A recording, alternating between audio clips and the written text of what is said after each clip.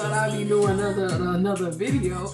I haven't done a video since 2020, but I'm still rocking out to the wrong girl, of course. And welcome to PS I Love Math. This is Professor Sampson. I have a mathematical banger. So I'm going to say this is specifically for my classes at CSM section 6.4. It's this problem everybody was asking me about. So I just wanted to jump in there and do it real quick and get out of here. Don't take this as no habit because creating videos ain't always fun. So let's get into it. So as usual, I'm going to share my screen and see what's going on. I still got it. Freaking 4 years, 2024 years later. It's still good. All right. All right. So I pulled this problem. An English professor assigns letter grades on test according to the following scheme. So there's a scheme right there. I'm not going to read the full scheme, but the important part here is that scores are normally distributed with a mean of 74.2 and a standard deviation of 9.6. So they want you to find the numerical limits of a grade of D, and then it says round to the nearest whole number. Okay, so here is the information about a D. So up here, I'm just going to write really quickly that mu is equal to 74.2. That sigma is equal to 9.6. I'm also going to write out here D has two parts below the top 81%, and then it says above the bottom 6%. Okay, so that's all the information we need from this problem.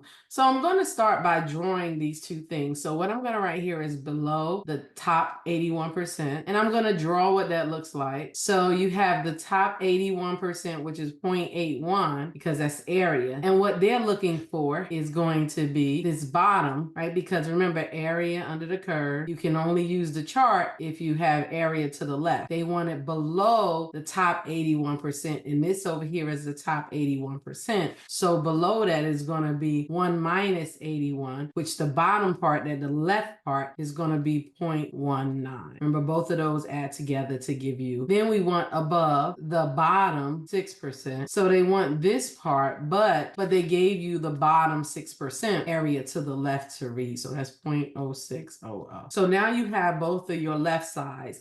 And if you missed it, this 81%, how did I get 19? 1 minus 0.81 gave us 0.1900. Now this one, this 0.06 is already left because they want above the bottom 6%. So now we go to our chart and we find these numbers on our chart. The important part here is that this 0.919, 0.06 are not z-scores. They are area, not z-scores. So you have your formula, which is z equals x minus mu over sigma, and you actually have it twice. I'm going to write it twice. This is not z, so please don't put 0.1900 in the z. This is an area, but we need to read our chart to get the z-score. I'm going to go to the chart and find 0.19 between 0.1922 and 0.1894. 0.1894 is closer than 0.1922. 0.94 is negative 0.88. So for this 1900, the z-score equals negative 0.8. We have to do the same thing for 0.06. Now, what you don't know is we will learn it later. I didn't go over this in class. It is in the text. Hawks is going to let you choose anything, but it's not necessarily correct, okay? So I'll go over it more in class. Right now from Hawks, you can choose either one. That's not a thing.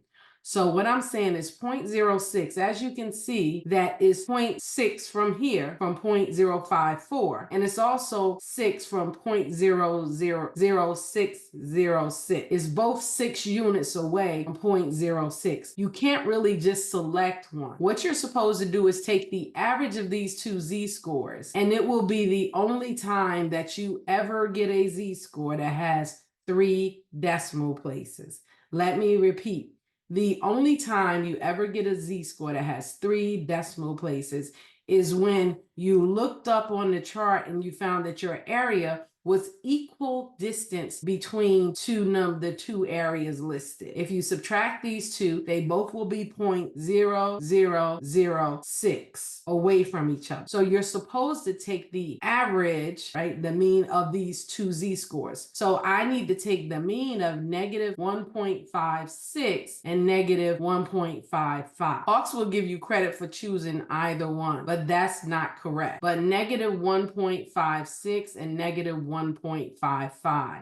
You're supposed to take the average of those two because it's exactly in the middle. So negative 1.56 plus negative 1.55 divided by 2. A z-score equal to negative 1.555. Now we have our z-scores. Now we can put these into this formula. Negative 0.88 is equal to x minus our mu, 74.2, divided by the sigma, which was 9.6. 1.555 is equal to x minus 74.2 divided by 9.6. You need to cross multiply these and then add, you'll wind up adding this 74.2. Negative 0.88 times 9.6 is equal to x minus 74.2. Negative 1.555 times 9.6 is equal to x minus 74.2. When you do negative 0.88 times 9.6, you get negative 8.448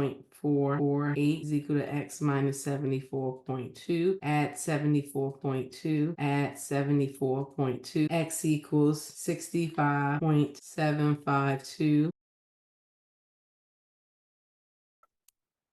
And then this x is equal to 59.272. The question said, round your answer to the nearest whole number. So rounding our answer to the nearest whole number, 66, and this would be 59. So your answer should be 59 to 66, or 59 and 66. I'm going to switch over to Hawks and put in the answer.